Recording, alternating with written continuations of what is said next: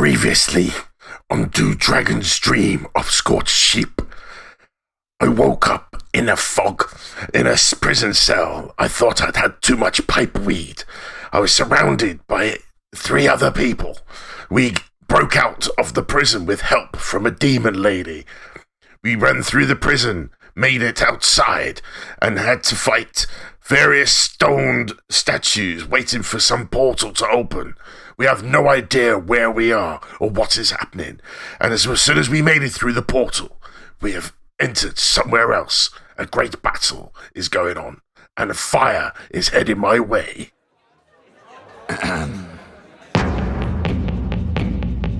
Adventure waits someday if we roll, fighting for our mortal souls through mountains high and dungeons deep, to Dragon's Dream of Scorched Sheep.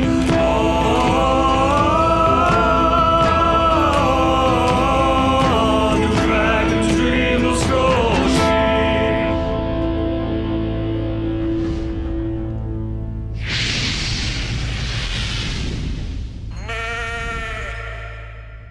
Welcome back, everyone, to Do Dragon's Dream of Scorched Sheep. My name is Gadget, I am your DM, and joining me, as usual, playing Treble O'Clef, it is Oodles. Hello. Playing Capri Smitty, it is Candy Machine.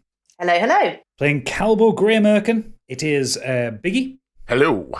And finally, the Goliath himself, it is Stig, playing Stigveld. Yo, yo, yo. So, as you heard, as Biggie quite ably recounted there, in the last episode, our party escaped from the Prison of Hope, where they had all been, well, apart from Capri, they had all been interred, and they've escaped and found themselves in the middle of a giant battle. And last we heard, they were told to get down, as a wizard had cast a huge fireball that was heading straight their way. So, party, what do you do when you see a giant fireball coming towards you? Run! Scatter! Get down.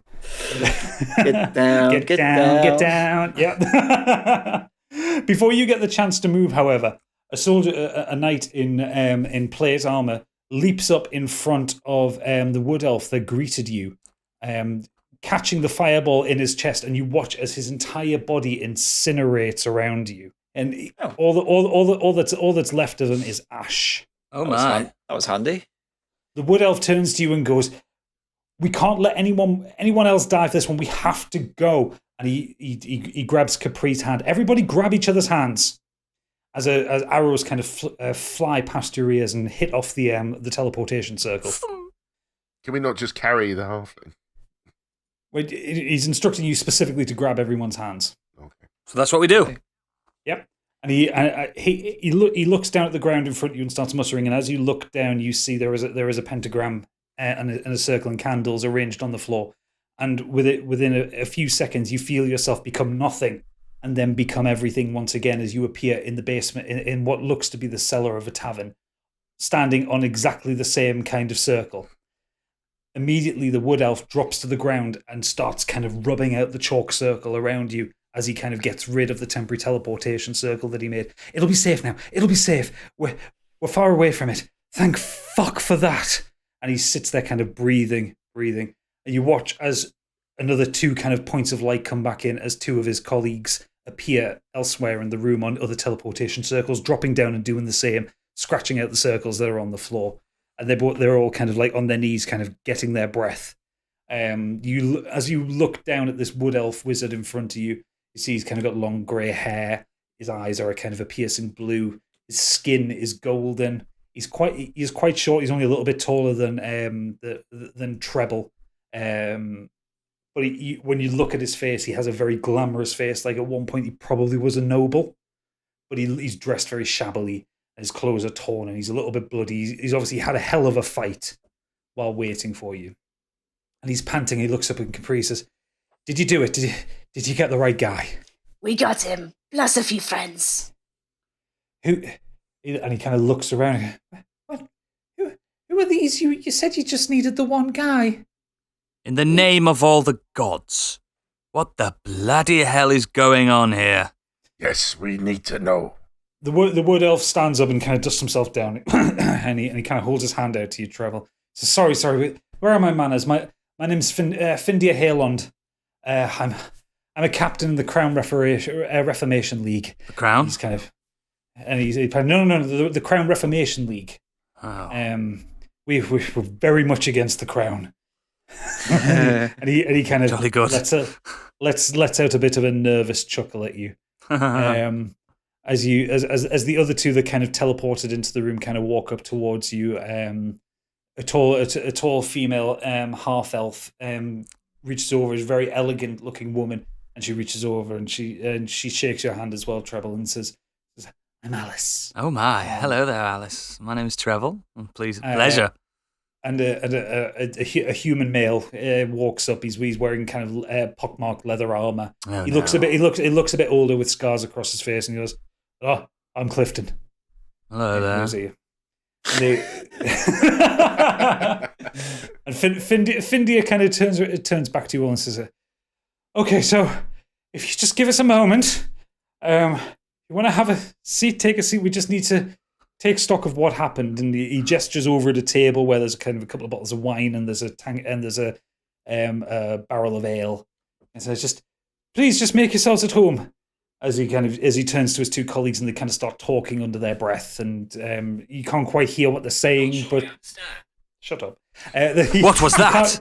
Is there a DM commanding a DM? Twas the god of Siri.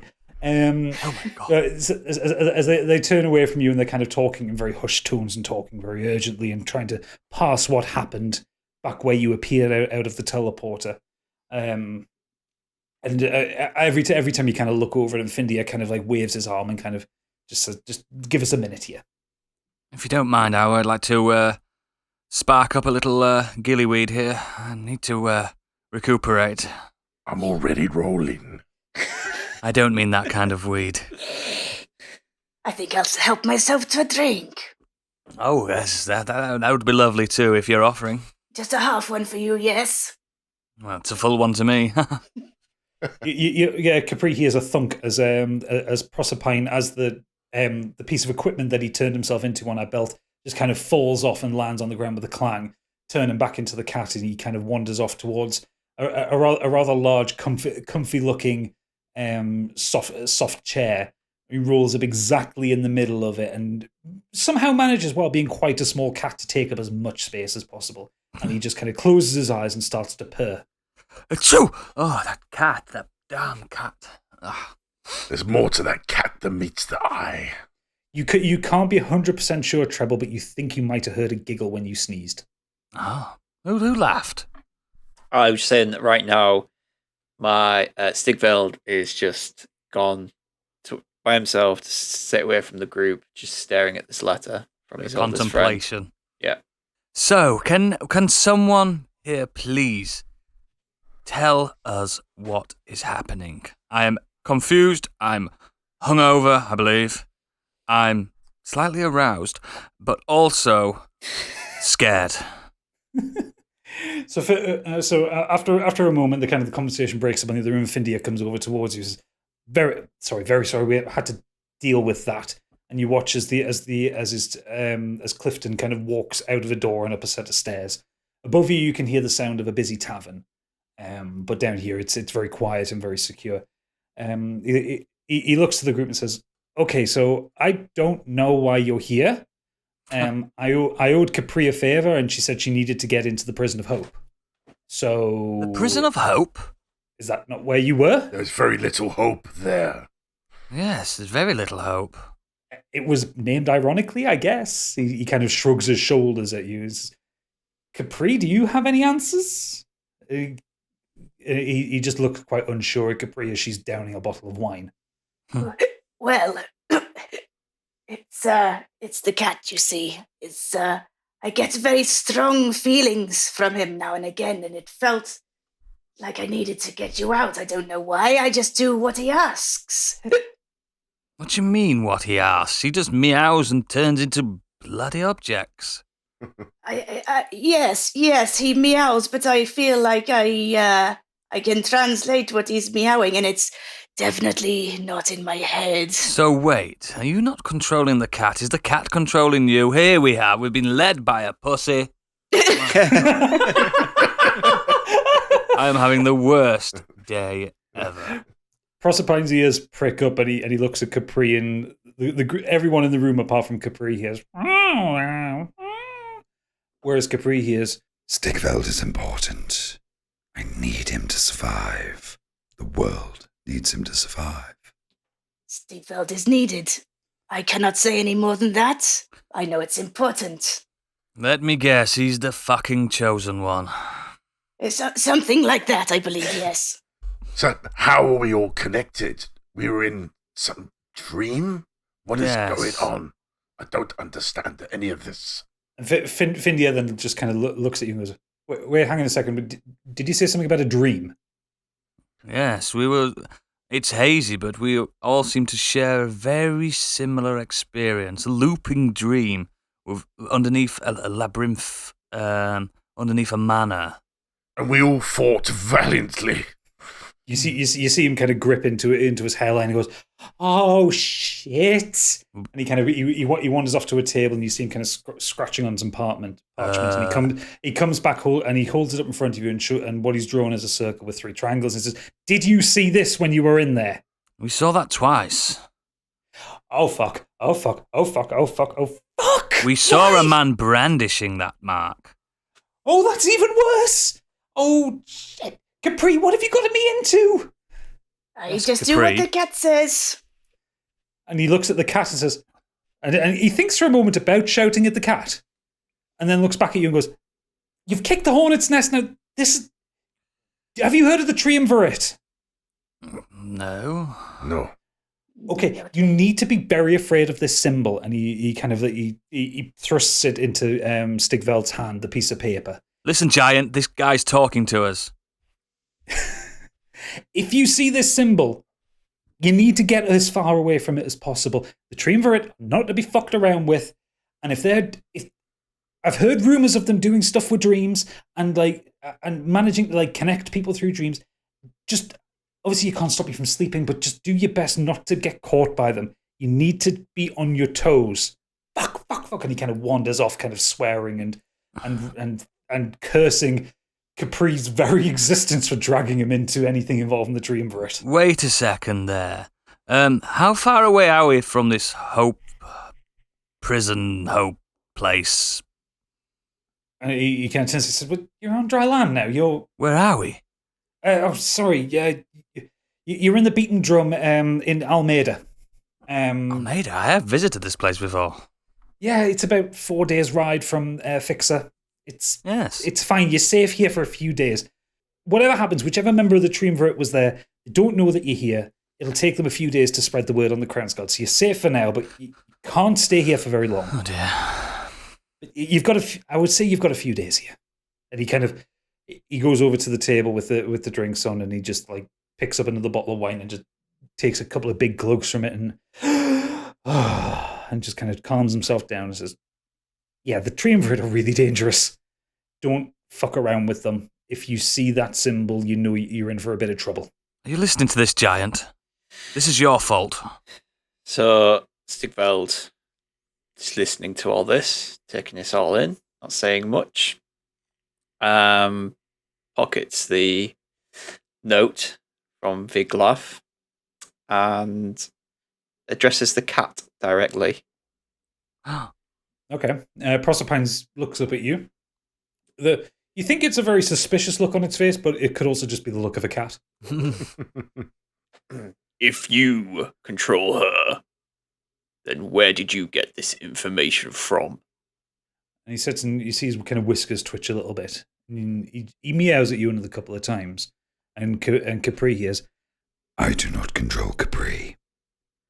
I know more among the realms of this world than you could ever expect to know. Trust me, you are important." So now we're all listening to a meowing pussy, for fuck's sake. So Capri tells me this, yeah? Yeah, we assume Capri would tell you. Yeah. So. Oh, this does not help. And the cat meows again, saying to Capri, "I'm not trying to help." Why is this cat talking in riddles? The cat looks up at you innocently and just kind of starts licking its paw and cleaning its ear. This is ridiculous. I feel like I'm going crazy here. For one, two, this cat is really getting on my wick. And two, where the fuck are we? I know you've told us, but I am overly confused. I need a drink. I need to lie down. I need a bed. So Findia kind of directs you to some bed rules in the corner. Says, look, if you want to take a rest here, the middle of the night, yes, people are drinking up there, but if you need to sleep, feel free to, and we can work out what you're going to do in the morning. Yes, we need to recuperate, because I would love to wake up and be in my bedchamber. I need to meditate. Perfect. Let's all rest. Okay, so if you all take a long rest, you all kind of... I was just thinking Final Fantasy. You all lie down and go to sleep, and as kind of a rest. Oh, we got told not to sleep. Shit. As the night takes you all kind of become aware that you're dreaming, and is it quite a lucid dream? You all kind of look to the side of you, and you see all four. You see all four of each other, and then in front of you. The gods are beckoning you. I'm going to turn Siri off. It's because I'm waving my arms around. So yeah, you see you as each you kind of looks left and right, you kind of see each other repeated many times round in a circle, and in the middle, this figure just kind of comes out of smoke in front of you, and it's Dain from the jailer not from you the prison. Again. Oh, well, look, doesn't this still work? I can see you all. I need to pinch myself. I'm sleeping. I'm dreaming. This is not real. This is not real. Can I roll a perception check to get out of the dream? Would it be perception? Yeah. Okay, roll a perception check. We'll say it's perception now. Okay. 1. Fucked it. You are sleeping harder than you Looks ever like slept. I'm having a dream. As Dain walks up to Treble and kind of a version of Treble and kind of puts his hand around his chin. Goes, well, little one, you're not getting out of here. But isn't it lovely that we're all reunited again? Get away from me, you cur! As you kind of swipe out, and your hand goes through him as smoke, and he kind of reappears back in the middle of the circle. So, one thing that I didn't know was whether, if you left the prison, I could still do this, and I still can. And look, it's gotten better because it's me. It's not Denethor, and quite suddenly his body turns into the ghostly shape that you remember from the Dream of Grasswell. You! And then he turns back. You again? Yes, me again. Did you not put that together, you idiot? Well, it's a dream. What was that? Oh, we've had run-ins with this creature before. This charlatan, this... I don't bloody know. We need to put an end to this facade. Well, the thing is, Dragon Man, where are you? If you tell me where you are, I'll come find you, and I can put an end to this permanently. That is not going to happen. Why don't you play nice? Because you see, I can... Why don't you fuck off? Well, someone's feeling ribald tonight, aren't they? And he chuckles to himself as he takes off his gloves and walks towards a version of Stigveld. And he kind of, because he's kind of a human male, he comes up to like Stigveld's nipple, and he kind of looks up at you and goes, You think you're the hard man? You think just because you tower above this dream version of an artificer that you are stronger than me, or that you can defeat me? I think not. You're possibly thousands of miles away from me right now, and I can still get into your head. I can get into all of your heads. I'll find you, and I will make sure that you never set foot in Sheol again. And then the dream collapses in on itself, and you all wake up. Morning. That was not good. The hell was that? So before we continue, let me just assume we all had the same dream. Yes, I believe we have. That man again. Mm-hmm. That wretched, slimy man. And he really didn't like you, did he, Stigveld? I'll crush him. Right, okay, so we're having some shared hallucinations now. This is absolute magician textbook sorcery. This is nothing. We're being, I don't know, we're being punked here. No one's Let us break bread at the table. We need to discuss all of this and have a plan. We are linked somehow. I still don't trust the demon girl. Nothing but trouble since I've met her. Explain yourself and get that cat away from me, please. The cat chuckles openly in the corner, and you all hear it chuckling this time. Wait. That was us hearing it chuckle. Yes, he does that from time to time. So Findia kind of comes back down the stairs and says, "Morning, everyone. Did you sleep okay?" And he's carrying a plate of like kind of breads and meat and a big kind of jug of water. Do you have any cheese? Placed on the table. Yes. We have some cheddar here, and he puts like a little plate together with a bread roll and a couple of slices of cheese for you. Thank you. How about wine? And he looks over the table. I think there's still some in that bottle over there, he says, pointing to the bottle at the far end of the table. Maybe you should have a glass of water. I think It's early for wine. It's never too early for wine, and you should hold your tongue. I know how I work best, and it's with wine. Feisty you are. Can I just ask, are we all fully healed now? Yeah, you're all rested. You're all fully Yeah, healed. that's Any spells that you've cast out, you've got your spell slots back. Yeah, I'm still a potion down though, aren't I? You're still a potion down because that's a consumable. Bastards. Sorry about that. Butterfingers. Is there a shop around here? I need to get some skins. And Findia turns to you and says, "Well, there is a potion shop in the market. She's a bit expensive though, so I hope you've got some gold on you." No. No, this is the problem. I know I need to get back to High Dawn, but it is thousands of leagues away, and we have no gold, and it will cost a lot of gold. You're from High Dawn. High Dawn in the mountains? It's half a world away. It's going to cost you a lot of time and a lot of money to get to High Dawn. Forgive me if I'm wrong, but that's a different continent. Mm-hmm. Yep, it's a completely different continent. Bloody hell. Okay, so you have no money. Findia kind of asks, kind of peering over it, like his eyes kind of jumping between all four of you. We have no money, no clue, and I have seemed to have been. I've lost a potion. Let's just say. Okay, well, the landlady here won't let you stay. We'll let you stay upstairs if you can pay for rooms, but like down here, she doesn't know that you're here yet because obviously you just teleported in. Oh dear. Okay, I have an idea. There is a notice that was put up on the notice board a few days ago. It's a bit weird, but it's the one that will get you the most money. And he kind of rolls inside a little kind of bag that he has on his side, and he pulls out a flyer, and hands it to Calbo. The notice that he hands you indicates that there has been a grave robber in Almeida for the last few months. And it's offering a reward of 500 gold to whoever can find out what happened to a certain grave. Listen, this notice here, offering gold if we find out what happened to the grave robber. I suggest we work together. I speak for myself, but I have nothing else to do at this point. I'm happy to join you, Stigveld. Something is connecting us. I don't understand what it is.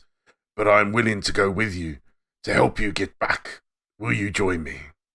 In holy matrimony. You said, "Nah, mate. See you later." I work best alone. There is clearly something linking us, and until we can break this, we should stick together. We need gold. We need provisions. So let's take this job and fill our sacks. Remind me what the tavern's name is again. The Beaten Drum. Ah, the Beaten Drum. I believe this tavern is down a bard. Oh no. I could maybe get us a room for the next few evenings with some of my skills.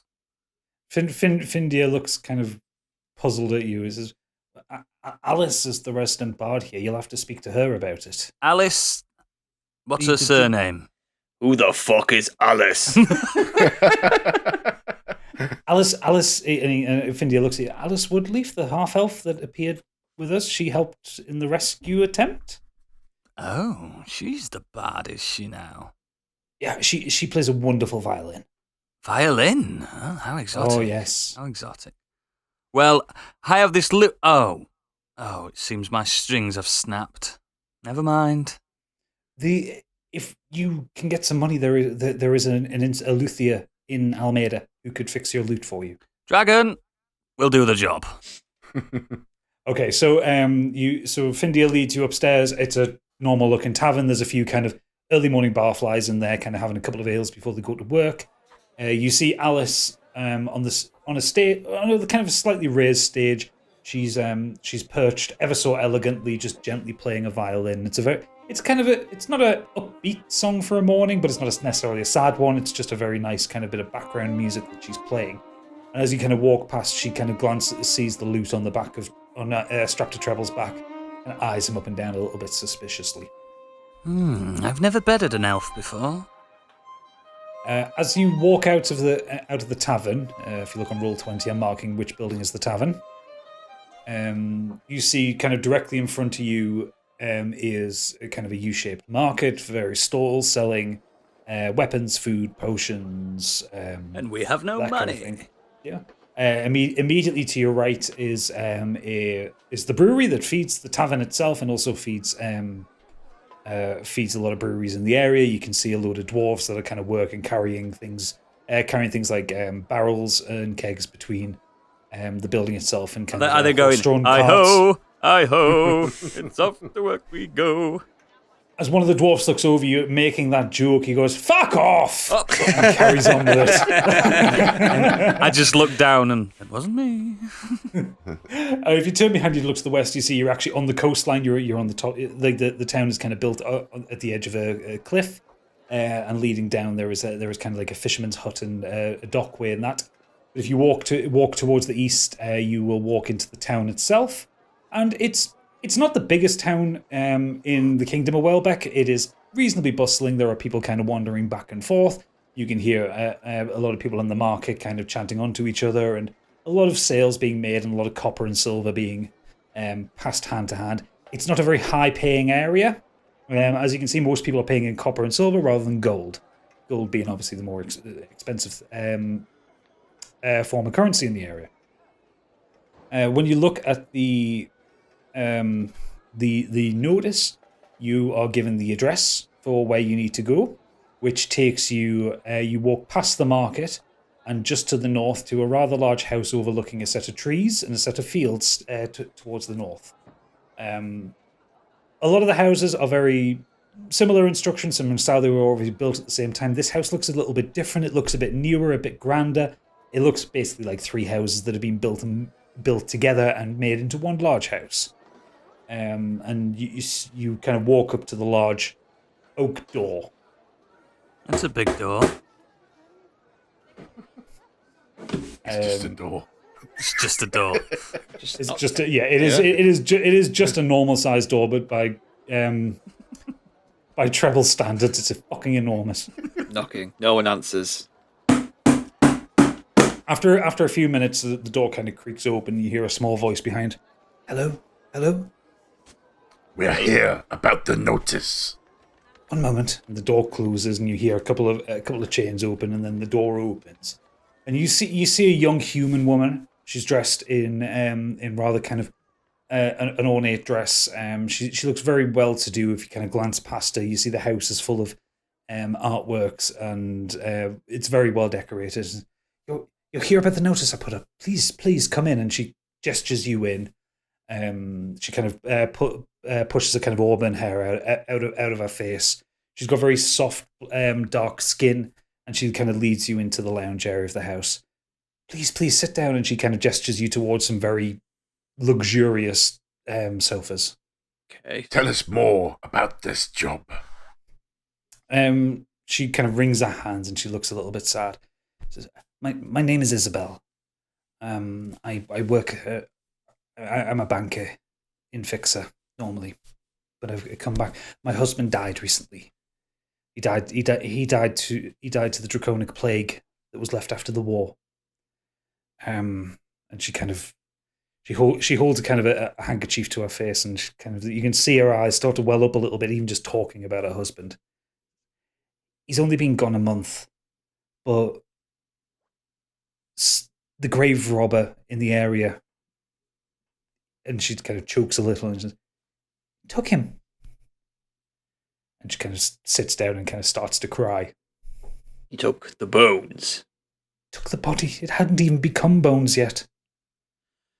How disgusting. What? The Proserpine hops up next to her and kind of nuzzles his head against her arm, and she pets him softly, and he starts to purr. Where is this grave? It's over at the east side of the town by the church. His grave's not the only one. It's a lot of graves have been taken. How long has this been going on? Roll an insight check. Yay, a 4 plus 4. What, just Biggie? Yeah, just big, yeah, because he asked. It's just, I don't know how long. I think it's been happening a while. Have there been no guards placed around the graves? The guards aren't interested in the dead. They're barely interested in the living up here. We've asked. We offered them money. We offered them rewards, and they aren't interested in chasing down someone who's stealing bodies. It's all grisly, if you ask me. I agree, she says to you. She kind of looks at it. I'm so sorry, where are my manners? Would you like a drink? Any of you? Yes, what have you got?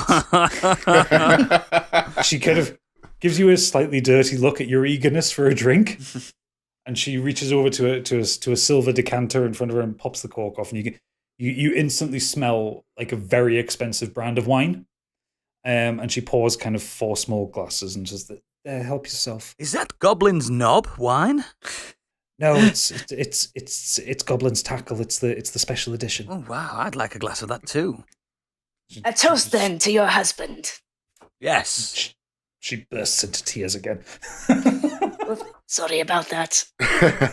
Proserpine looks up at you, Capri, and just goes, Don't judge me, cat. He judges you again. This is disrespectful to the dead. We will do this. We absolutely will do this. She chokes back her tears and kind of blows her nose a little. Thank you. Is there anything else that I can do to help? Was your husband buried with anything?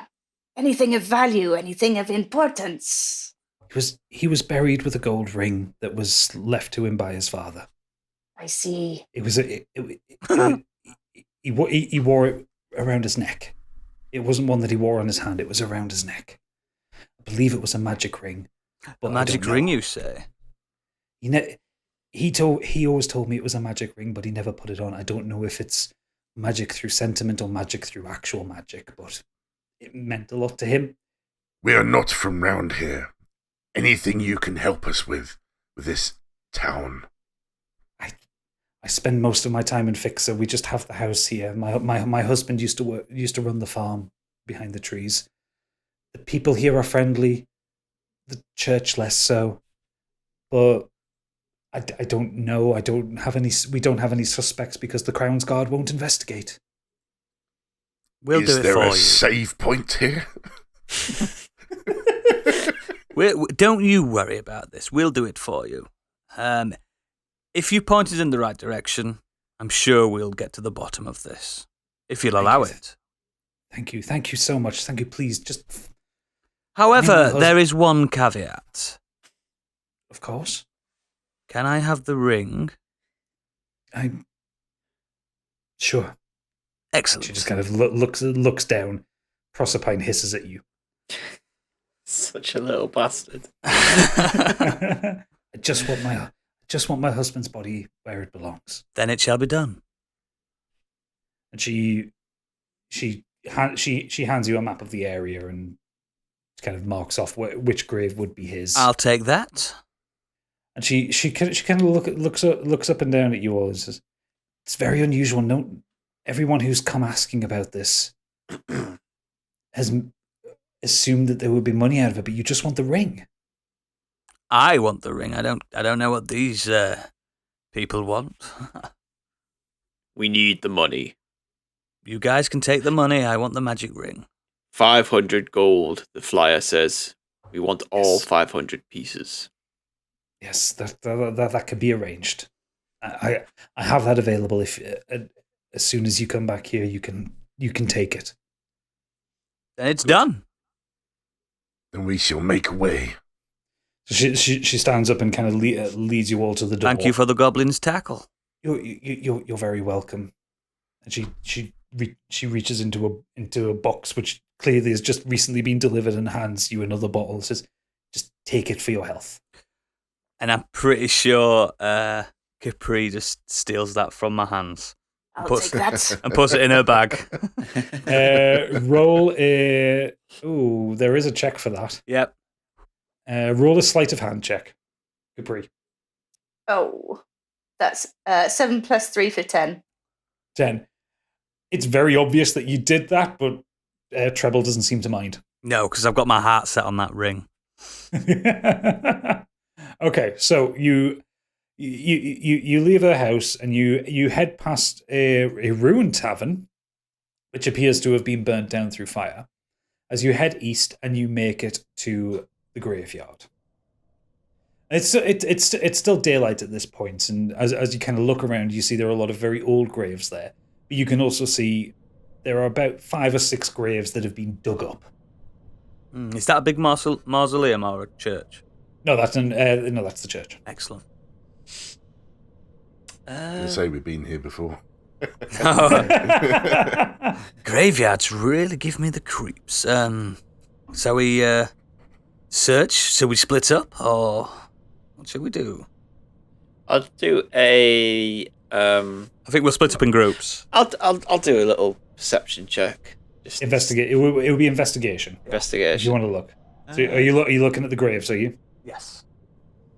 Okay. So roll investigation.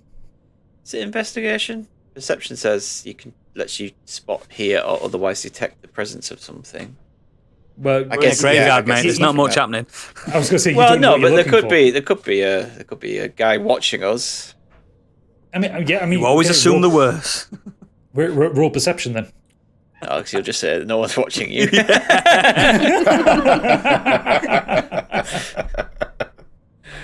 Right, I'll roll an investigation then. Okay. Just to have a look round to see if there's any clues to see that might lead us to somewhere. Throw the halfling in the middle. No. 19. Nice. 19. Ooh, excellent. So so you kind of have a wander around the graveyard, and you kind of look at the various graves that you see, and you start to notice a pattern that all of the graves that have been dug up, the person who was in there had died within the last 6 months. So quite fresh then, yeah? Yeah, quite fresh. Like you walk past graves where the people have been in there for like 10 years, 15 years, whatever. They're left alone, but it's all fresh graves. Not quite Greg's fresh, but Well, yeah, as in like the bodies would not have decomposed. Somebody so- has taken recently dead people. Yes, it's pretty obvious that someone is absolutely looking for something. I feel like this is beyond just stealing trinkets. this is not right. Okay. Does anyone want to roll any other checks? I want to roll a... let me just double check. I want to make sure, because we're looking for a specific grave, aren't we? Yeah. So, yeah, investigation check. Okay. But for the actual name. For the husband's grave. Yes. We're looking for clues, right? Yes. Yeah. I just want to investigate the grave, so, yeah. Okay. 18. 18. So you find the grave of Jonathan Trugus. It's here, guys. It's here. Found it. And you can see that yes, he died about a month ago. You can still smell the corpse. You can also see it's very faint, but you can kind of see the drag marks leading from the grave. Look at this. So what I want you to roll is I want you to roll a survival check. Okay. 19. 19.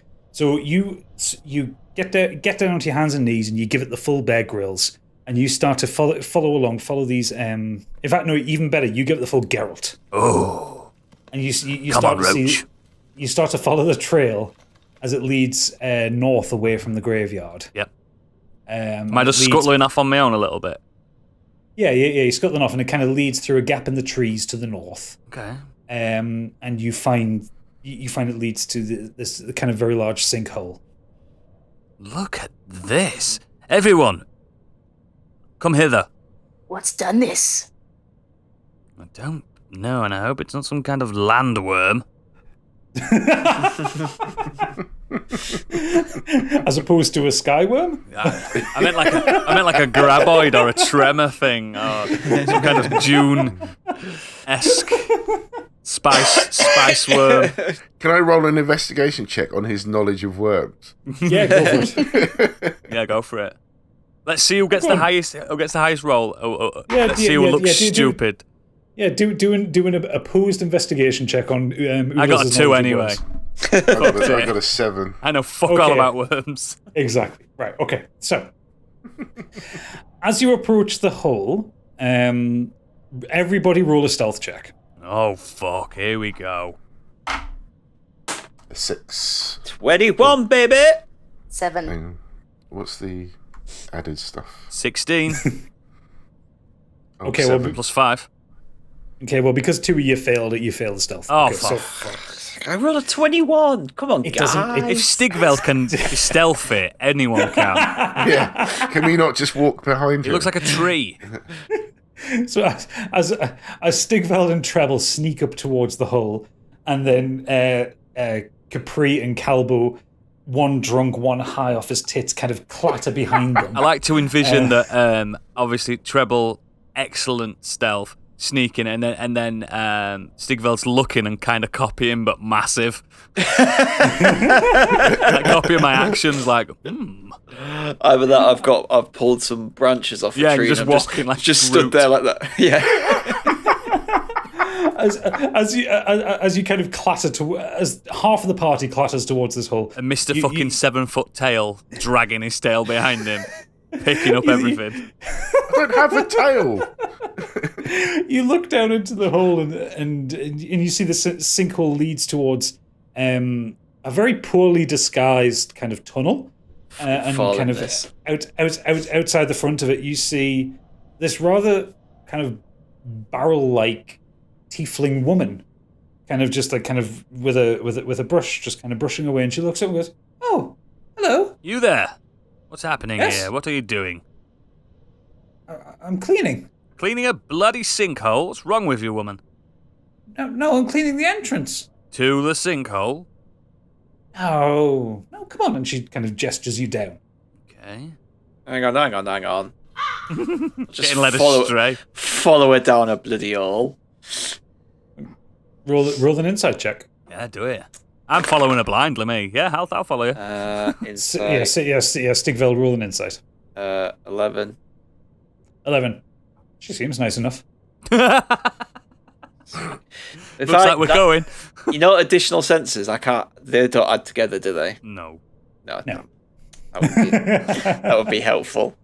Yeah. No, she seems genuinely nice. We're following, but There's- Stigveld's at the back, just in case. yeah, and she kind of picks up a brush and she kind of pushes the kind of the vague concealment that she's got for the tunnel in front of her, and she just kind of wanders in, just whistling a happy little tune. You hear it kind of echoing down there, and you just kind of hear it fade away, and you hear an echo calling back. "Well, are you coming or not? I'll put the kettle on." Kettle? Okay. I'm coming. I'm game. I'll follow women anywhere. She's one Even elderly tieflings. Yeah, and barrel She's size one ones. of Capri's people, isn't she? Yeah. Yes, I always follow my kind. Yeah, she's sober though. That's the difference. You don't know what's in that tea. Okay, so you walk through the cave and it's dark, and eventually you walk to what? Just you a heads come up, to- if this goes wrong, guys, you can blame me. Oh, No problem. Completely going wrong.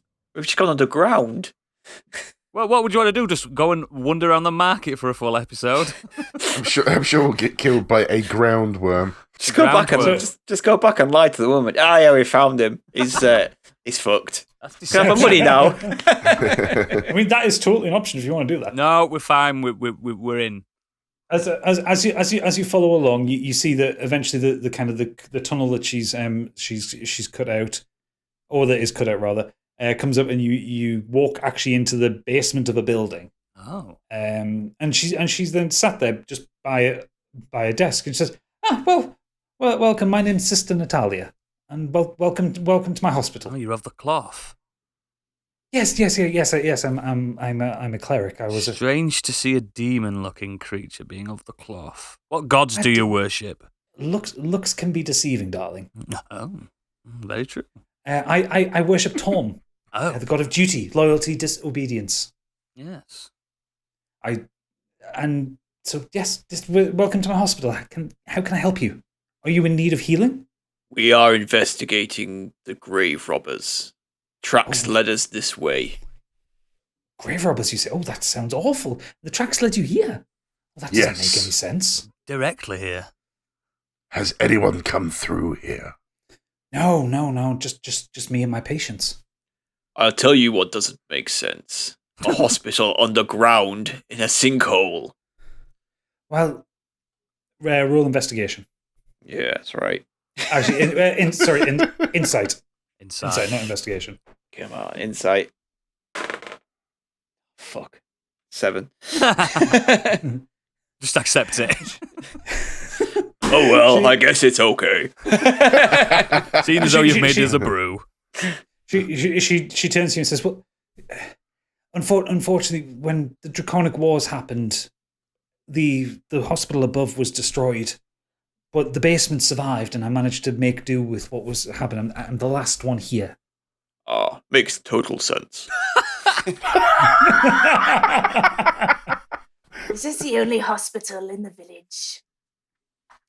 There is the doctor's clinic. I specialize in helping the less fortunate, the homeless, the beggars, the tramps, people who can't afford to pay for their healthcare. Recently dead. Recently dead, exactly. Why would you care for the recently dead? Mind your manners. She's a lady of the cloth. Recently dead? Who said anything about the recently dead? Those? She kind of looks back and forth across you, kind of quite suspiciously, going, I don't understand what's going on. Why are you asking me these things? Show her the flyer. So we've shown her the flyer. The dragon's got the flyer, I think. Calbo. Here, she looks up and down at the flyer and says, "Well, what has that to do with me?" Did you treat this man? And she looks at Jonathan. No, I know Jonathan. He has. I know Isabel. She works for the bank, doesn't she? Yes. I know them, but no, I don't believe I've treated. Oh, Johnny, I've treated a Johnny. Do you think that's the same person? I'd like to know a bit more about this Johnny, I think. Okay, roll an insight check. Great. 14 plus 4 for 18. Nice. So, yes, Johnny was very sick. My usual spells didn't work on him. I had to actually go into the herbalism, and I had to find some wormroot and a few other things. But I got him back on his feet. I don't recall him dying. That's such a shock. He was such a nice boy. We've seen a grave. His wife said that he died of the plague. Yes, recently as well. Oh yes, that plague has claimed many lives. It is brutal. There isn't much we can do about it. The transmission is just so rapid. How many patients do you have left in here? I have 4. Okay. Do they have the plague? No. They are more or less back on their feet, but they just at the minute they don't have anywhere to go. So I'm trying to work out what I can do about them. Okay. So go on, carry on. Just outside larger. She, the woman who's going to pay us, lives in a big house. This place is for tramps and beggars and people with no money. So he wouldn't have been treated here. No. Ask her Unless that. he had something that he was ashamed of, maybe. He didn't Or the want plague. He had Yeah. the plague, didn't he? No, Syphilis. Syphilis, I think she means. I Oh. was getting at. I don't trust this woman, but we'll No, need to- I'm a bit dubious, but we've failed all Yeah. these bloody checks. need Oh, to- you still have one? Oh, so I mean, the thing is, you can have as many checks as you like. You just have to have a question to go with it. Dragon, maybe we should, Dragon, it looks like you want to say something. You've been awfully quiet. Also, okay, I will give you a little bit of help here. Someone roll a history check. I'll Well, do I'm it. good at history. I'll do it. I haven't No. rolled. 19, baby. You remember that the Draconic Wars ended 60 years ago. I wrote a tale about the Draconic Wars. They ended 16 years ago. No, 60. 60 years ago. Mind my accent, sorry. Head's still a bit foggy from that the other day. Yes. Common is not my first language. I do apologise. 60? No, that doesn't seem right. It seemed so long. It seemed so recently. Are you mad, woman? I just straight up stabbed this woman. Giant, behead the woman. Something isn't right here. Do you have Let us see your patience that you have here. Before that, Dragon, do you have any records of your patients? Do you keep a file? Do you keep any documents?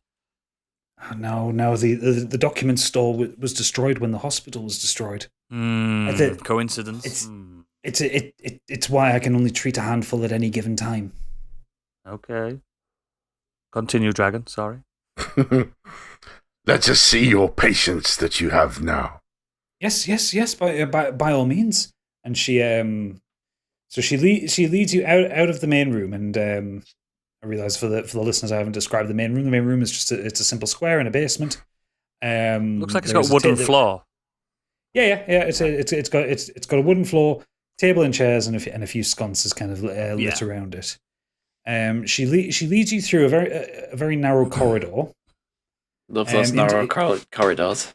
Yeah, it's Because they're easier to my- create. Yeah, it's just my map maker. I generated this like literally about 10 minutes before we started recording. Wow. Yeah, because I didn't figure that you'd get here this quickly. We don't fuck about. We're a great team. We're like the Scooby Gang. Should we have gone somewhere else? No. This is the right place to go. Don't We worry. missed 2 skirmishes in the market. We missed a fight in a pub. So as you walk into the room, the room contains 5 beds and 1 broken bed, and you hear a shambling and a shuffling from 4 undead who are just Oh my walking shitting round. days. They do not pay you any attention. They are dressed in patient's gowns. What the fuck? One of them is sat on the floor chewing on an animal leg. The others are just shambling around back and forth. And she turns to you. Natalia turns to you and says, "Well, these are my patients. As you can see, that they're up and about. They're moving around. They're much better than when they came here." Dragon, do me a favour. And we're going to have to roll for this as well. Pinch me. I think I'm dreaming again. Okay. Roll an. Oh, what would that be? Roll an investigation check. 4. Fuck. In fact, actually, no. Roll again. Roll a perception check. That Perception. would probably be the better one to do. I'll take it. 15. 15. Oh yeah, this shit's happening. Oh, no. Out of the frying pan and into the fire. These people are clearly undead. What is going on? What they are? They're alive. They were really sick, and I nursed them back to health. Can I do an investigation check to the woman's eyes? See if she's blind or not. Yeah. Good. You can doing do an it. investigation check on her. Yeah, that's what I'm doing. 20. Bang. Boom. Got you. 20. You look her up and down, and even the smell in the air, you can feel that she is nearly 200 years old. What? And tieflings don't live that long. What's the average lifespan on a tiefling? About 70 to 100. Oh, About wow. human age. Oh, wow. She's double the age she should be.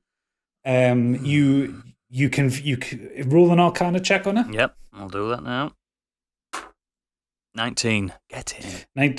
You're rolling really well. I'm fucking doing it here tonight, boys. You feel the presence of a slightly weird, slightly unusual, but you can definitely tell there's a magic that she's used to extend her age, and there is an element of it that has affected her mind. Capri, this tiefling. Can you sense that? What I'm sensing? Yes. Yes. How long do your people live? Oh, well, it depends how much you drink, but usually between 70, maybe 80, 90, you know. This woman, just by looking at her clothes and the smell, she's way over that. She doesn't look like she's washed in decades. One of the undead kind of just ambles past you. Proserpine kind of just jumps back up onto Capri's head. They're there. And kind of clings onto the top of her hood, unsure what to do with himself. Talk to your cat. Can we check and see if any of the undead are wearing the ring around their neck? Yep, roll an investigation check. Oh, good call. It's mine if you find it. 16 plus 4 for 20. 20. Yes, the one furthest away from you to the north of the room, he has a gold ring around his neck on a chain. He is the least decomposed. He's the newest. You can still see his black hair, and he's kind of you watch him as he kind of ambles towards the wall and kind of bumps off it and bumps off it and bumps off it, like So he doesn't know where he's going. They're not paying us any attention, right? Yeah, they're not aggroing or anything, are they? No, they're not aggro. They really don't care about you. and Natalia kind of moves past the broken bed to the south of the room, takes the animal leg off the one that's sat on the floor, and it kind of lunges over and bites her, and she kind of pushes down. Bad naughty boy, you just sit there. And you watch as she casts cure wounds on herself. And then she said, right, okay, I'll get you some more. And she kind of wanders off down another corridor to the side, which you would assume would be the storeroom. Before we go off into that, I ain't going nowhere yet. No, old bumping off the walls boy at the top there. Yeah, I'm gonna go over and just take the ring off him. No, I was just gonna do that. No. It's my ring. I'm not gonna take the ring. I'm taking the ring for evidence that he's alive. You can have the ring. I don't care about the ring. Excellent. I'm just going to snap the ring off so we can show the wife. Right. Okay. Yeah, you do that. You don't need to roll a check for that one. He doesn't care about you. Right. So you kind of walk up slowly behind him, and kind of he just turns around to kind of look at you, and you just quickly whip forward, grab the ring, and kind of pull it off, and step to the side as he kind of steps to where you had just been. I roll against Stig to try and get the ring off him? I'm going to give you the ring. To put in my pocket. I'm literally about to say it. I'll walk over to Treble and give him the ring. That's fine. I'll take it. Okay, so Stigwell comes back and joins the group, hands the ring to try and fight me every time. So, Capri, I have a question. Yes. This is not right. We need to put a stop to this. We need to speak to the tiefling. Yes. So Natalia, as you're having this discussion, Natalia walks back in the room and hands another animal leg to the one that kind of lunged at her, and it kind of sits back down on the ground and just kind of chews away at it. It's like a very dried, very heavily salted animal bone, so you can see it's like really tough on its weakened teeth. So it's going to be sat there for a while, and then once she's done with that, and she comes over and says, "Is everything okay? We need to put a stop to this madness." What madness? She asks you. She pulls kind of her hair down and starts kind of playing with that ponytail. Woman, these are undead. This is just strange. Are you the only person down here other than these four things? Yes. It's just me and my patients. Everyone else died. Let's go into the room next door. So if you go into the room next door, it's a small and a little dogleg corridor, and there is simply just a bed there. Right. Okay. And there is nothing in there. You can see towards the north of the room what would have been the stairs leading back up to the main hospital. And if you kind of peer into there, everything's just collapsed with this kind of burnt wood and stone. I've got an idea. This is literally entirely Natalia's Something, life. yeah, because she's clearly taking these bodies. I've got an idea.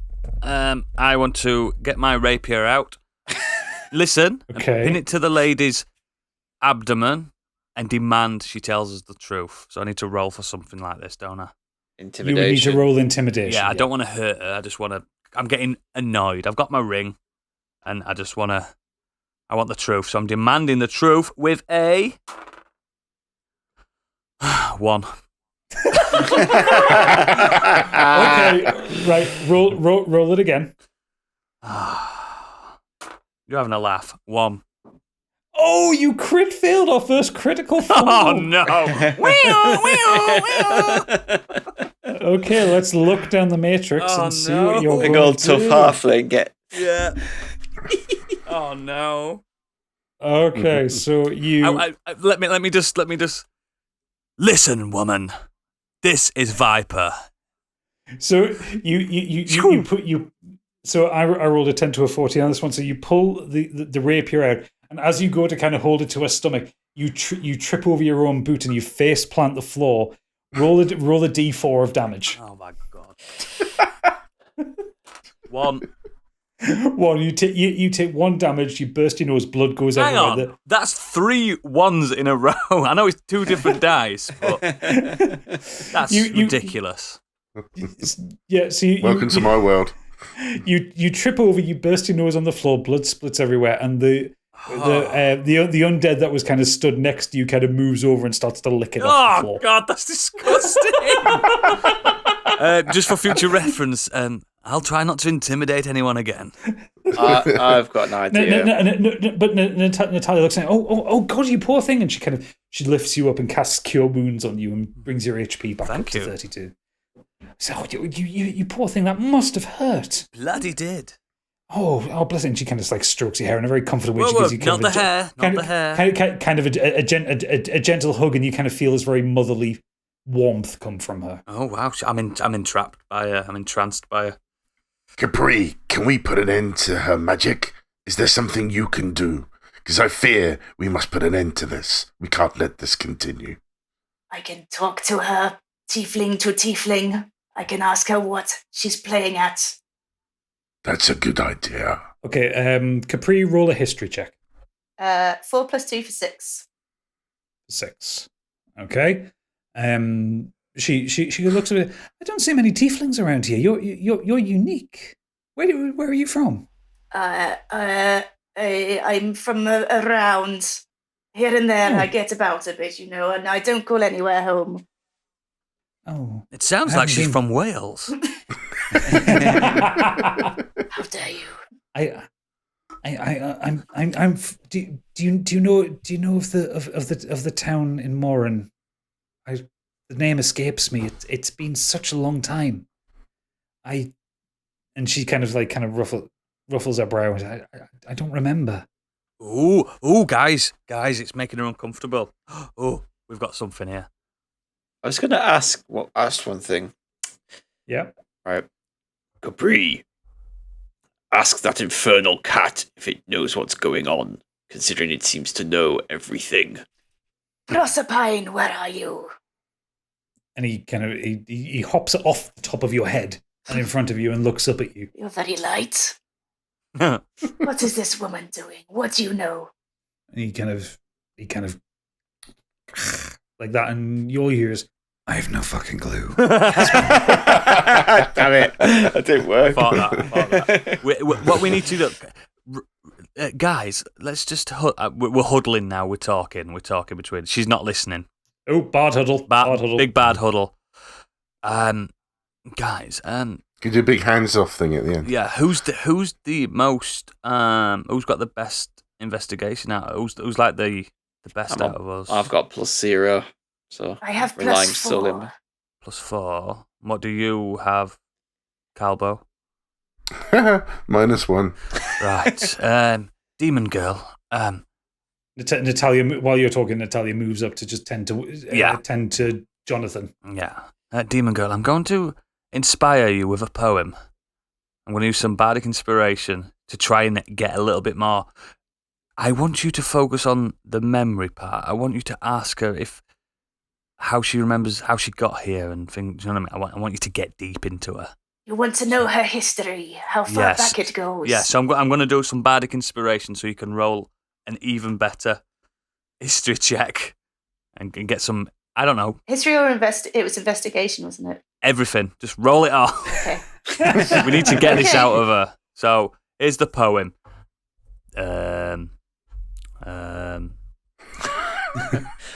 Feeling inspired right now. There once was a woman who cared for zombies. Nobody knew. And then I've run out of a rhyme for zombies. Oddly enough, this inspiration seems to work. Yeah. Wow. I don't know what rhymes with zombie. What rhymes with zombie? Abercrombie.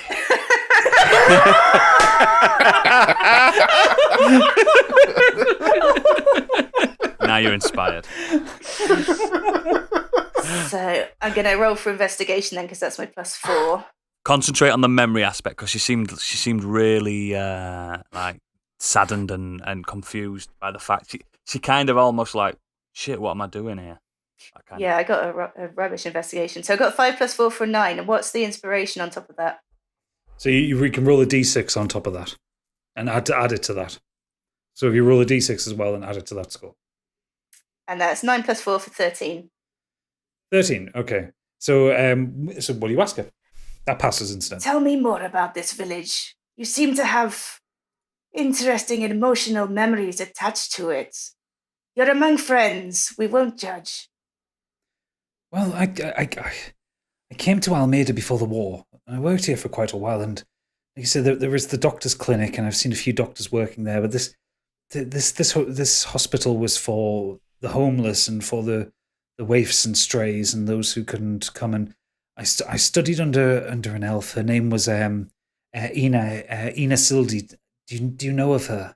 I do not. Tell me more. She taught me the ways of the gods. She taught me of Torm. She taught me the spells. So, people would come in, they would be injured, they've either been kind of attacked by wolves or orcs or goblins or whatever, and I would tend to their wounds and we would send them on their way. But then the war happened and the hospital, it got destroyed, and we kind of have to move operations down here, and all, like my teacher Ina, she died in the war. We lost a lot, and she starts to get very emotional, and I did everything I could to try and keep people alive, but people just kept dying. I could feel myself slipping away, and I remember Ina told me a spell that would reinvigorate me. She told me never to use it, but so many were dying, I had to keep them alive. So I cast it. I cast it again and again and again. And the war ended. Thank God the war ended. And people kept dying. And my cure spell, my cure wounds, it stopped working. So I looked in her book, and there was this one that it didn't have a name, but it healed people. But the villagers, that they have something wrong with them. They keep burying people who aren't dead yet. So I dig them out and I heal them, and I do my best to heal them back and let them back out. But and she kind of starts to kind of trail off. Bardic huddle. Away. Bard huddle. Yeah. This woman doesn't even realize she's a necromancer. She's an accidental necromancer. She does not realize they are dead. I believe the spell is. I might be wrong. I'm not a scholar on spells, but I believe the spell she's using is corrupting dead bodies. So maybe essence from one thing to another. She doesn't realize what she's doing. She's also gained incredible longevity in her life due to this. If we can't reason with her, it needs to be stopped, and then we need to go investigate somewhere else. So just for the benefit of the doubt, the spell that she's casting that she doesn't know what it is called Animate Dead. She's a necromancer. Not intentionally. She is a cleric. But Animate Dead is one of the spells that she has learned. She just doesn't know what it is. Right. Her heart is pure, but she doesn't understand this madness. So I am going to give you DM notes at this point. What you do now is up to you. You can fight her if you want, Fighting's a bit strong. or Oh, you can try and solve this peacefully. There is no wrong answer to this quest. I think rather than fight her, I think we need to get rid of these walking corpses and shutting down this clinic. How do we put a stop to her? So I would also point out that if you attack the corpses, that will aggro her. Whoa. Because bear in mind that she is she believes she's healing these people. So if you does any of do any of us have some kind of decloaking, de-spelling? Because this woman's clearly mad. We need to unmad her. Medicine, you can check or diagnose an illness. If she's got an illness. Would that work?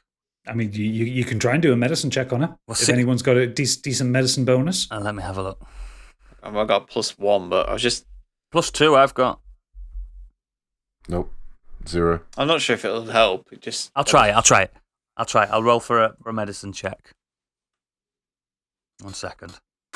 Okay. 16 +2. 16.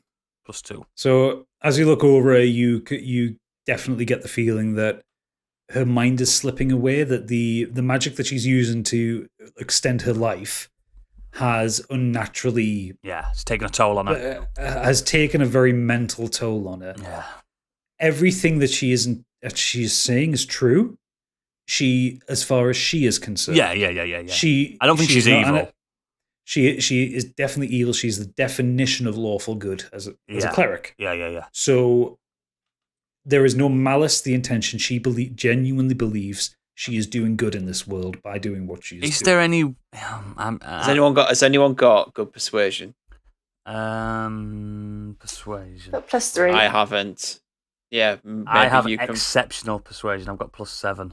There you go. I've got Maybe +3. I think you need to try and persuade her that what she's doing is wrong. Is wrong. Yeah. And that she needs to let these people rest and also let herself rest. And burn the clinic down.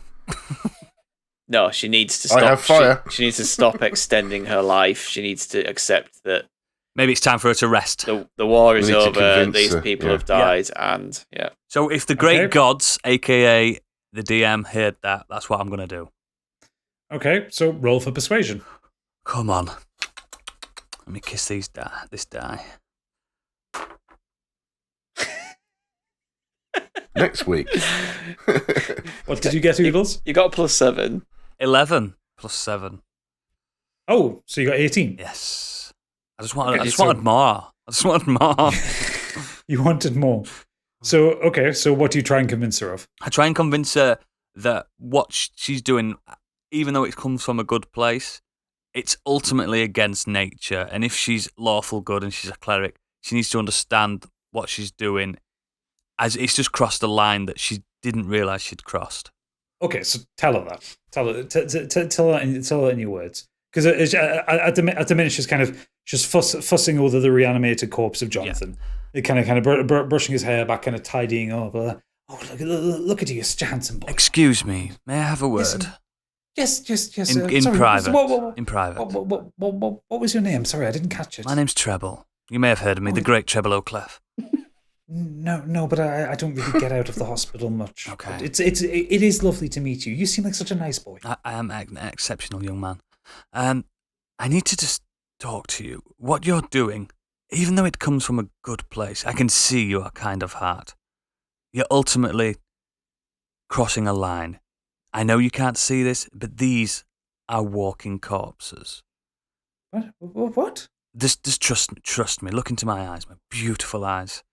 She kind of stares into your eyes, and you can kind of see like almost like a deadness in her eyes. Like she isn't dead, but she is far too old. You need to you need to rest. Don't you think it's time to just sit on a porch, smoke a little pipe, and have a little drink and get out. You've done all you can. It's time to let us deal with this. She kind of looks at you and kind of looks at the shambling corpses around her and says, but what about my patients? We see the dragon there? He's a doctor. Yes? He can deal with this. Trust me. Oh, okay. It would be nice to have a rest. Go and see the sight. Go to the beach. Go and relax. Trust me. You leave. You can come back in a few days and everything will be just the way you left it. You can leave them in my capable hands. Capable claws. Okay, so yes.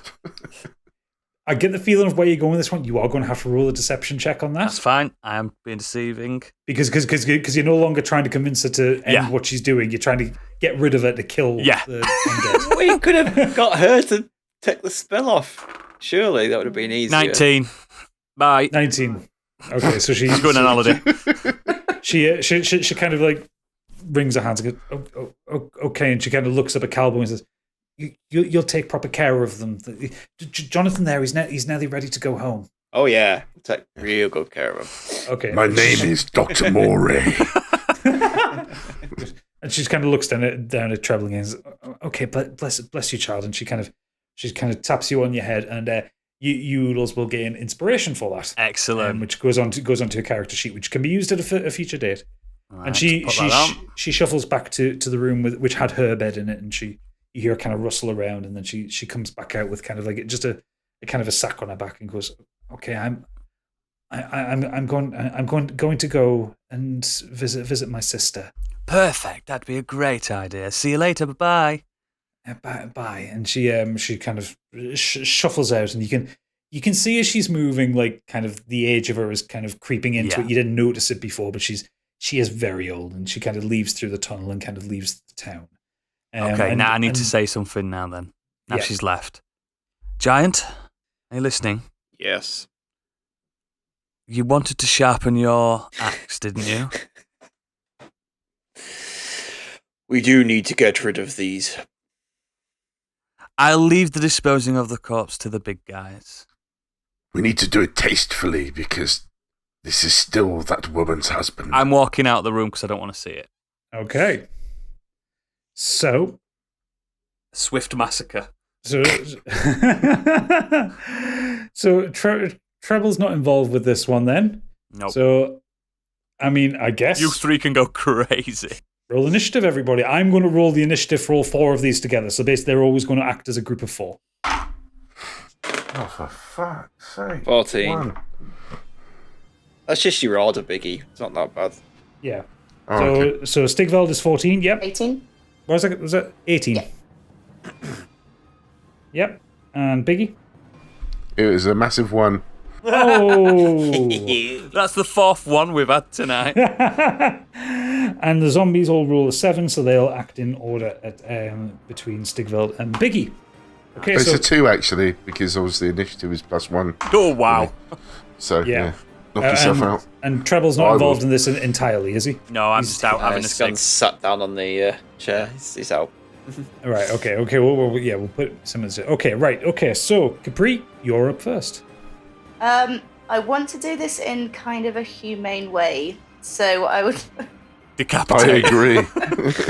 And the most humane way I can think of doing it would be a crossbow bolt to the head. Yes. Right. Okay. Okay. Maybe you could line 2 up in a row. Yeah. Right.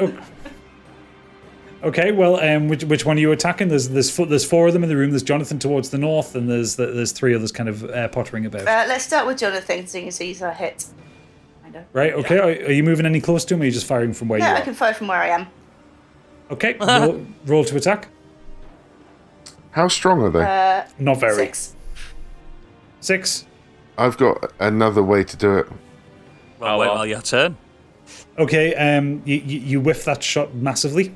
Drunk.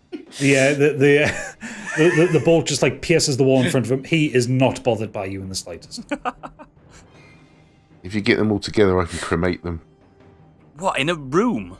Don't be Well, stupid. he said you don't want the room anymore, do you? Yeah, but I changed my mind on that one. If you get them all together, I can hit them with my flailing fists of fire. No, I have a breath weapon. I can just But set them on we fire. are in a room. Don't burn the clinic. Can I make a suggestion before we burn it all to hell? Can we see if there's any potions to replace trebles? Oh, that's good. Cool.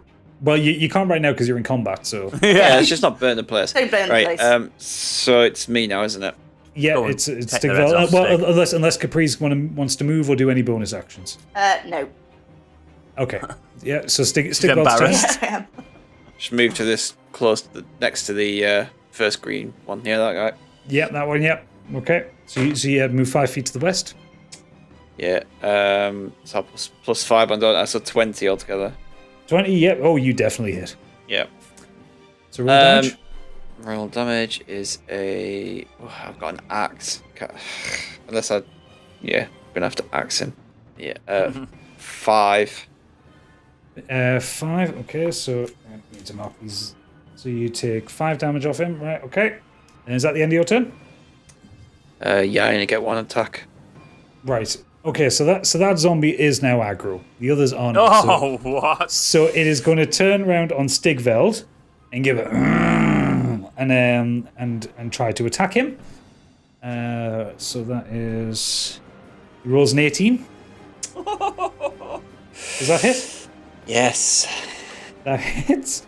Okay, and so he's just basically it's a slam, and it's 1d6 plus 1. So he does 2 damage to you. So he just basically reaches around with his right arm and just kind of twats you across the head.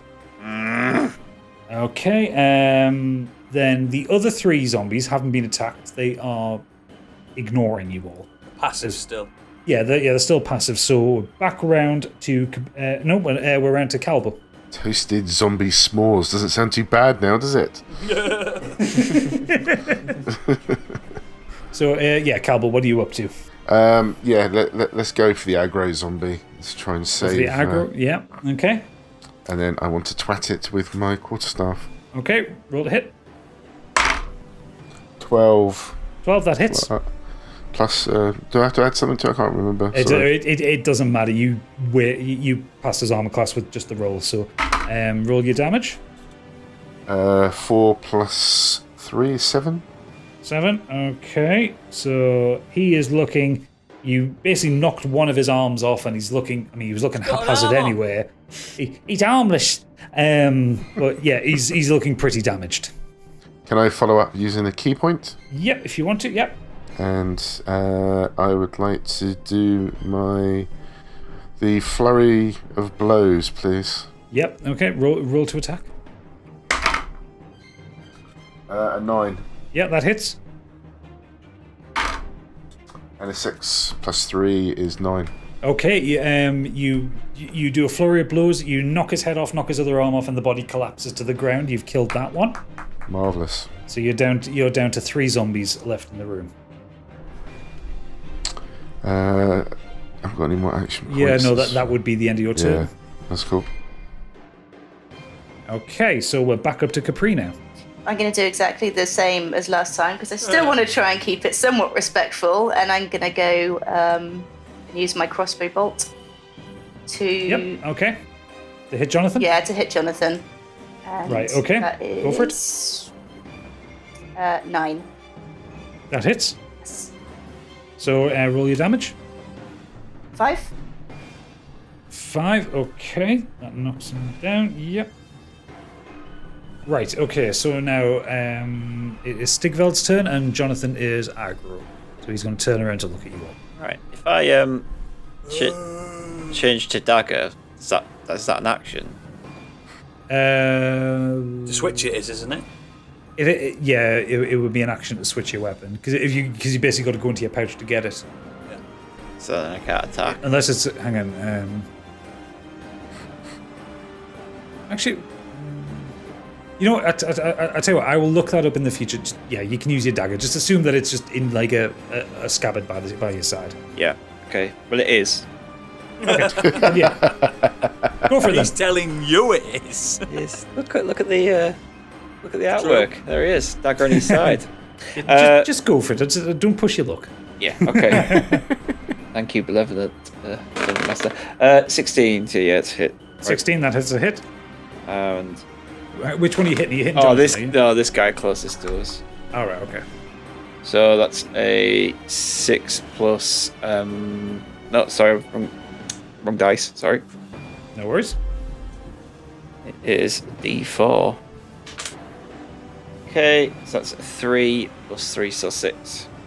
So 6 damage off him. Right, okay. And he is now aggro and looking at you two.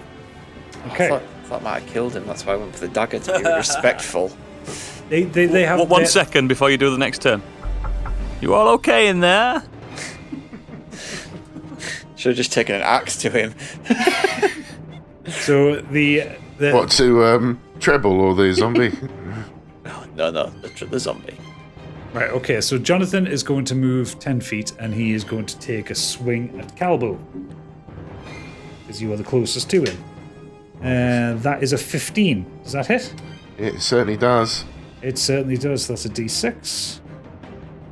He does 5 bludgeoning damage to you, as he just kind of and swings his arm around and clatters you across the chest. And now the one Was that a 5, did you say? yeah, 5 HP of damage. Thank you. And the one that Stigvel just shanked is going to move down towards him, and he is going to attack in the same way. That's a 3, so he kind of swings wide and misses him completely. And that is the 2 active zombies. There is 1 inactive zombie still. So now it is Calbo's turn. Are both these zombies aggressive now? Yes. So the one next to Stigvel and the one next to you are both aggressive. The one next to you is Jonathan. The third one remains as still passive. Okay, I'm going to attack Jonathan. Okay, roll I'd your- rather do it humanely if possible, but let's see, eh? Okay. Yay, 5! 5, you miss. Well, hang on. What's your bonus? You got a +5 bonus as well? I've completely forgotten. Hold on. Yes. Okay, so that would be a 10. So yeah, you do actually hit. Ooh. So roll your damage. 5 plus 3 is 8. Okay. So he's looking pretty battered. I shall use a key point. Yep. So you want to do your, I'm assuming, flurry of blows again? Yes. Okay, roll to attack. A 10. 10, that hits. 4 plus 3 is 7. Okay, you punch him until there's basically nothing left of him other than a set of legs. Oh, great, that went That was well. humane. Yep. And I think he that's is Biggie's gone. first kill ever. I hope she doesn't want an open coffin. She's already opened them. Right, next up is Capri. Well, seeing as we've given it a miss with the humanity, I'm going to use my Eldritch Blast. What? We did try. Overkill. You could just hit Jonathan. Is Jonathan still left? Isn't No, it? Oh, no, he's gone. John, I thought Jonathan was the top one. These sorry. zombies must have like 10 HP, guys. Come on, I can't believe you're struggling. I can't believe you're out the room, mate. I thought it'd be quick. So which one are you going for, Capri? The one next to Stig. Okay, yep, go for that. So yeah, roll your attack. 3. 3. Wild miss. Oh no. I'm not very good I've in a been fight, there. apparently. I'm sorry. I need to stop drinking. Never. You do your Eldritch Blast, and this ball of energy just kind of leaves your hand and just pockmarks the wall behind it. The zombie kind of just turns around and look at it, then kind of looks back at Stigveld. Can you not use the cat? No, so me and Candy Machine have made a dedicated decision that the cat is not involved in combat. For the simple fact is we don't want to have to deal with the dead cat at any point. Oh no. So it's better that the cat's just not in combat. As far as you're concerned, the cat doesn't exist right now. No problem. Stigveld, you're up.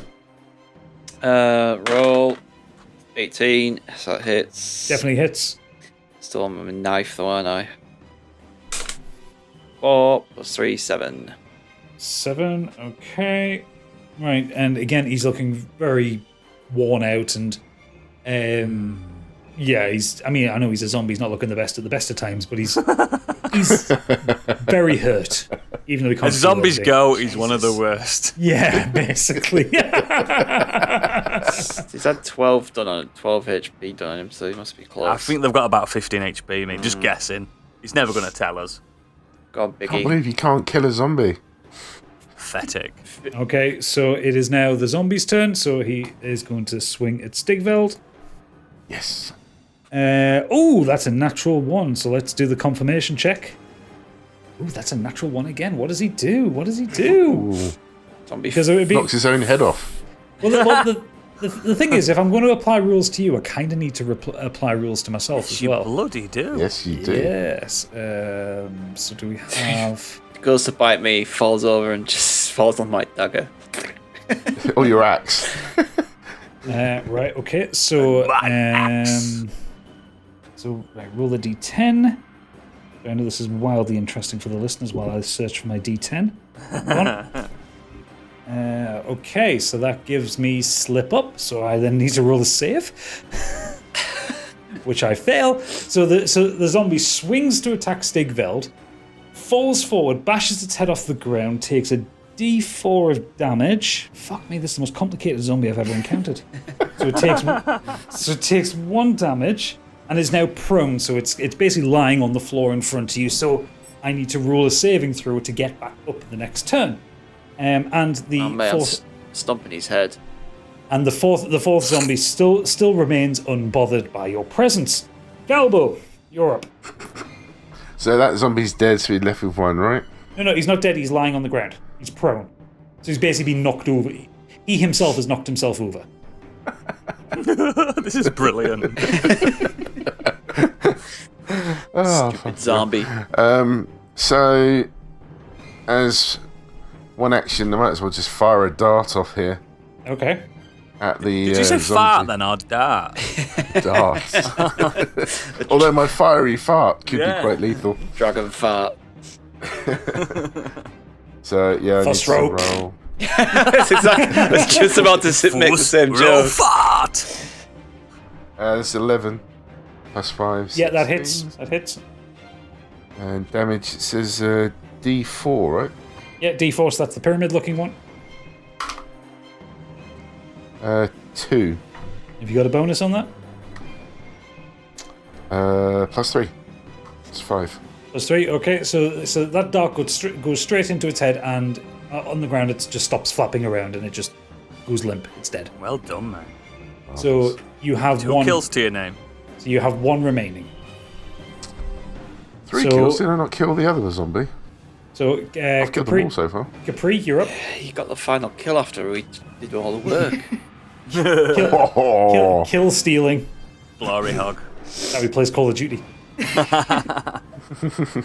I'm going to use my special move, which is my crossbow bolt again. Oh god. Super Okay. special.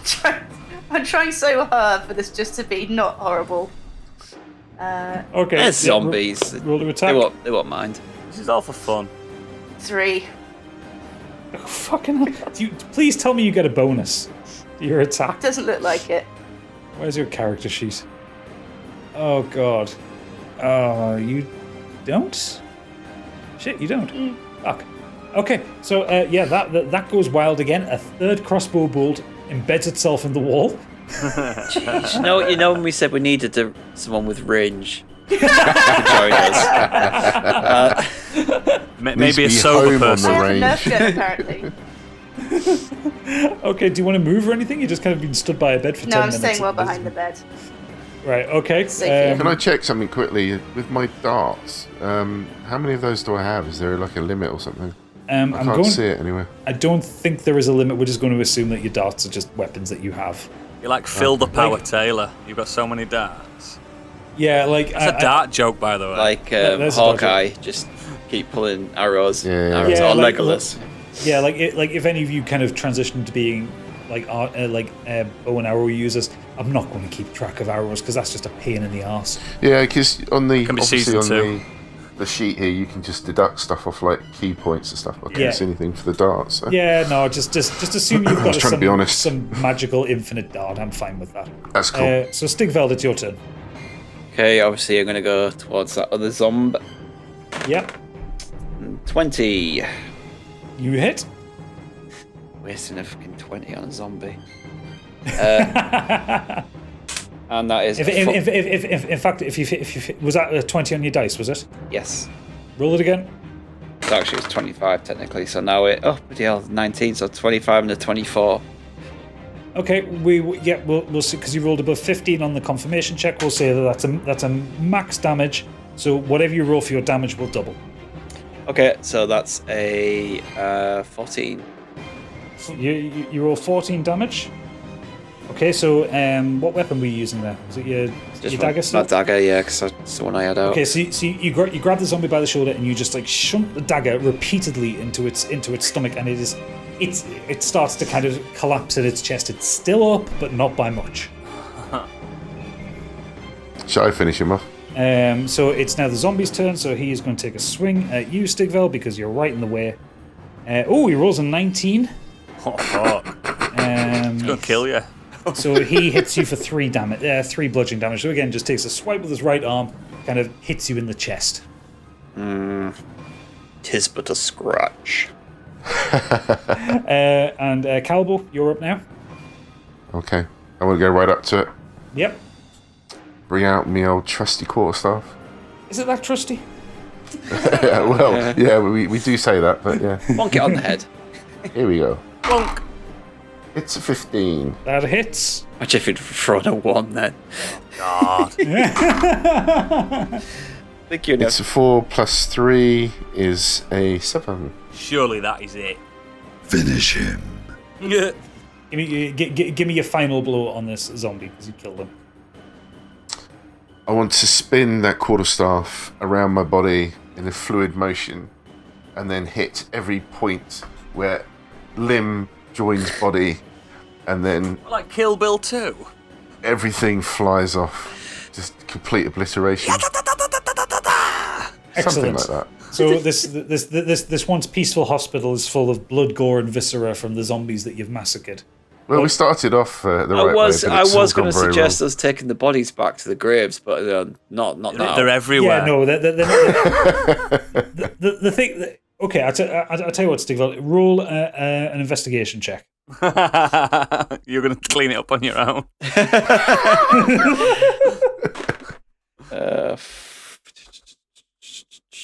5.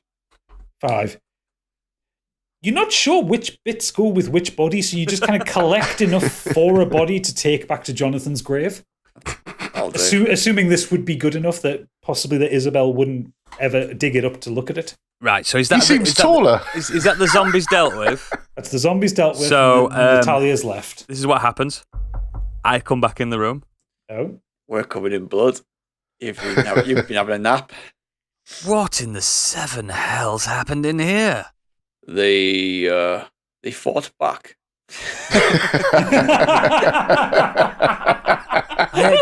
I expected you to decapitate them all really swiftly. We had some teething problems, shall we say. We wanted to be as humane as possible. I think before we leave, we better do one last investigation, see if we can find anything in here. Okay, well, Treble, roll an investigation check. Okay, that took you so bloody long. 14. 14. You find 2 gold pieces in the pants of one of the zombies. And what I do with them, I go straight up to Stigvel and go, here's a gold coin for you. And then I give one to Calvo, here's a gold coin for you. I take one look at Capri and say, I've run out of gold coins. Fair enough. So, Stig and Biggie, add 1 gold to your inventory. And I take it you didn't find any potions. Nope. No, we didn't find any potions at all. So you head back out of the hospital. Yeah, we leave. We need to get out of here in case anyone turns up. You re-enter what you assume is bits of Jonathan into his grave and kind of pat it down and close the grave down. Yeah, we've got the ring. Yeah. And head back over to Isabel's house and knock on the door, and she opens it up and goes, and she looks at the state of you all and goes, oh my God, what happened to you? I'm really clean, by the way. And she says, oh, Jesus, there you are. Sorry, I didn't see you. Oh, you cheeky bugger.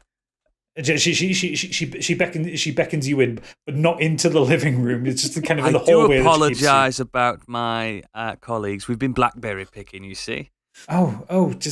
Yes, please don't touch anything. Did you find Jonathan? Did you find what happened to him? Please take a seat. And she kind of just stands there, just staring at you. Please take a seat. You're going to want to hear this. And she nods and scuttles off to the next room and comes back with just a chair and just kind of sits in front of you. She's very determined that you don't sit in the living room. Yeah, that's fine. How much are you telling her? I'm going to tell her some kind of truth. Can I do a deception?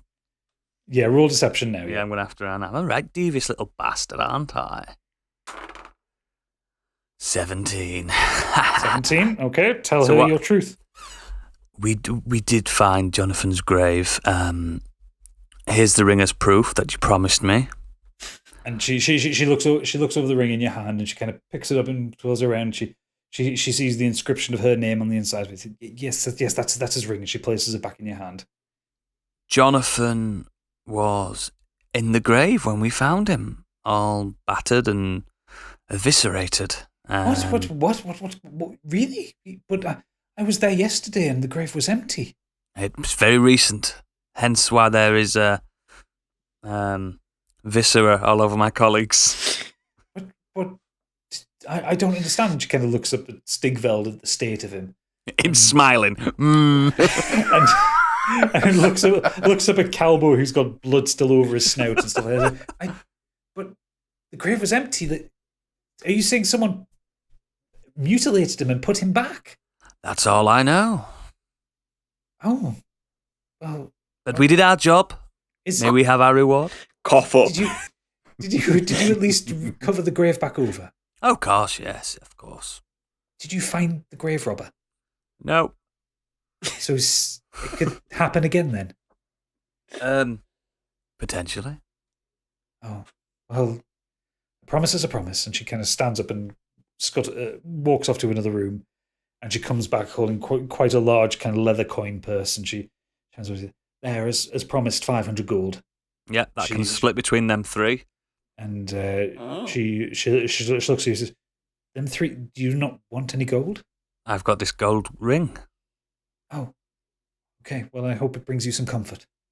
Oh, it will do. Don't worry. And she kind of looks.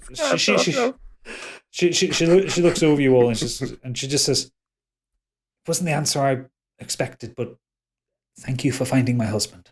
That's amore. Eh? Fucking Wow. Right, let's go and celebrate.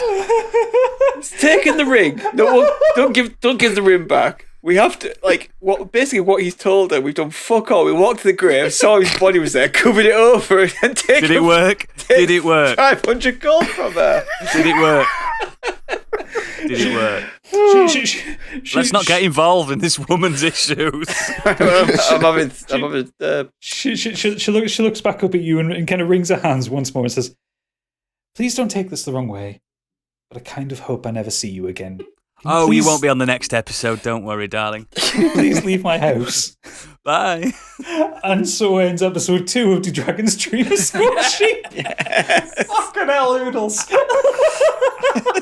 I told The you. fact that we sent the mad woman away, but she may come back, still hasn't resolved anything. I told you, Treble is a Eviscerated bastard. zombies. He's a little bastard. Yeah. He didn't even get my involved in the God. fight. Well, wasn't that something? I'm not sure how they came to those conclusions, but... Do Dragons Dream of Scorched Sheep stars Stig as Stigveld, Candy Machine as Capri Smitty, Oodles as Treble Clef, Biggie as Calbo Grey Merkin, and me, Gadget, as the DM. Thanks to Reddit user PingedPowers for the concept of Sister Natalia's hospital that I adopted for this episode. There's a link to his original post in our D&D Behind the Screen if you want to check out the original concept that he put down.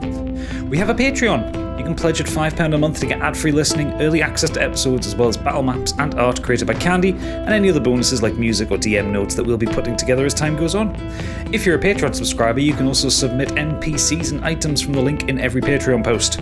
If you want to support our other podcast, Modern Escapism, you can subscribe to the Biggie Bundle for £7.50 and get a whole host of extra bonus episodes, like our watch-along spoiler cast for the new Marvel TV series Loki. Head to patreon.com/Modern Escapism to sign up.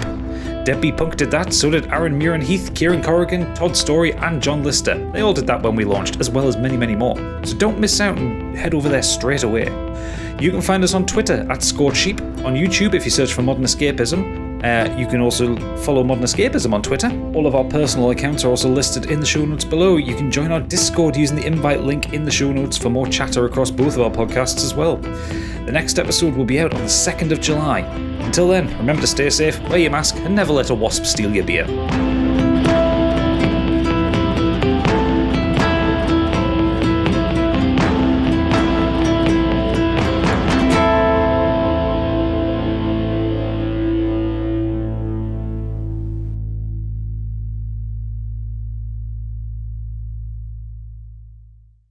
I'm going to hopefully don't get stung when I value this ring in next episode. I hope it's worth some money. I hope it was a fad that came out of a Kellogg's cereal packet. Oh, no.